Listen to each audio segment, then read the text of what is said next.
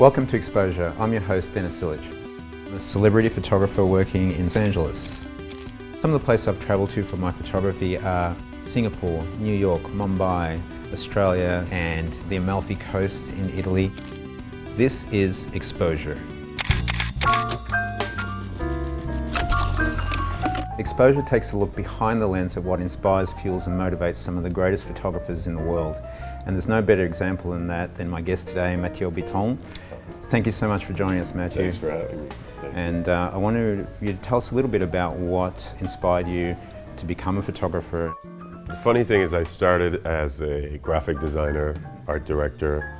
I always had this passion for visuals and music and coming up with album covers and things, and you know, I didn't have any clients, but You're just making up. yeah, and then I went to New York. I moved to New York to go to NYU when I was 18, and I went for a job interview at this place called Gray & Gustafson. That was a marketing company. I basically had a portfolio that was all bullshit. It was all, self-done. It was just all, you know, but I kind of came in with it without telling him, like, hey, this is all fake. And the guy's looking at me like, what's happening here? You know, like, what are these? I was like, well, you know, they're things I will do, you know. But the guy was like, you got balls, you know? So we'll hire you as a, you know, as a graphic designer.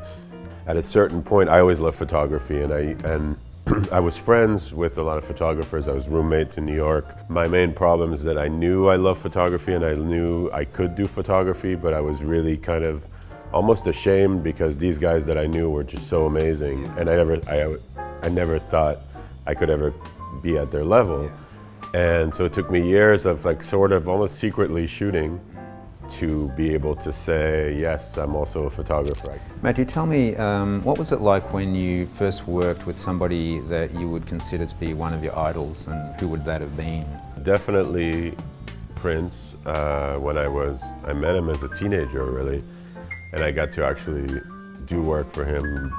That was the most kind of mind-blowing time of my life. And that's the other thing that is amazing to me about my career. All these people that I grew up admiring, that I had the posters on the walls, the books on my shelf, you know, Melvin Van Peebles books. And so I got to spend a day with Melvin at his place in New York. At a certain point he got that I was cool and he liked me, and he's like, you can go around my place. And so this is the, I mean, it's kind of split in the middle. I don't know if you can see it. Yeah, that's fantastic. So that's my favorite image I've ever shot.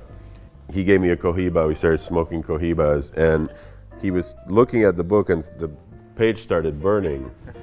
And the heat of it made it that you could see his Paris home address from 1967 when the book came out on the other side. It turned out was across the street from where I grew up, like literally across the street. So we had this whole conversation. You know, that one is really special. It takes awareness of your surroundings. So one thing that, you know, as photographers, you don't sort of look at the world like normal people do. Right. A lot of things pass people by. But that's, you know, that's like what you're saying, like this one, Quincy Jones's hand. So that's like what you're talking about. So he's got this pinky ring, and I'm sitting there with him in his house. It turns out it was Frank Sinatra's family crest ring that Frank wore his whole life for, you know, 60 years, 50 years. And then gave it to Quincy before he passed, and Quincy told me, you know, it's never coming off. And Frank and Quincy started together. Quincy was this, you know, band leader, and God knows the things they must have seen together. I don't even want to think about it. So we're going to go across to some questions that we're getting from social media, and the first one's from somebody by the name of Sab Torres 24. Thanks for the question, Mathieu.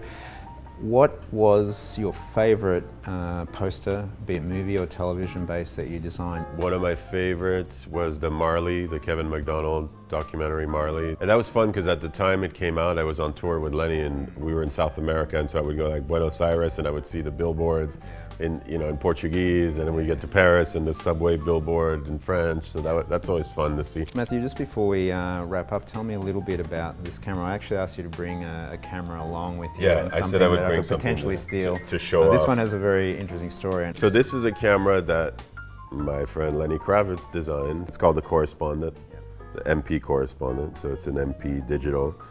And then this one with the Cobra. Yeah. on That's it. very cool. There were only 5 made with Wow, that, okay. which were his. So Yeah. he gave me this as a gift. And Yeah. Thank you, Mathieu. Thank Really you, appreciate man. having you here. Yeah. And thanks for joining us on Exposure. Don't forget, you can actually send in questions that you want for our artists that we have on the show. And we'll see you next time.